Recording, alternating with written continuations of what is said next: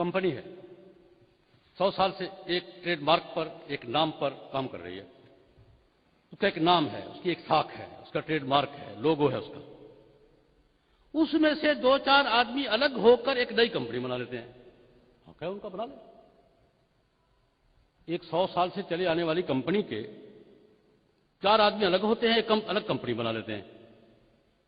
ये नई कंपनी पुरानी कंपनी का नाम इस्तेमाल करने का हक रखती है, लोगो इस्तेमाल करने का हक रखती है, ट्रेडमार्क इस्तेमाल करने का हक रखती है। और अगर कंपनी नई है, नाम पुरानी का इस्तेमाल करिए, कानून इसको क्या कहता है?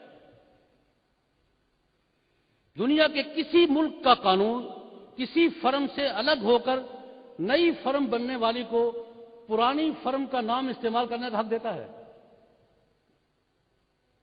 उसका ट्रेडमार्क इस्तेमाल करने का हक देता है, उसका लोगो इस्तेमाल करने का हक देता है।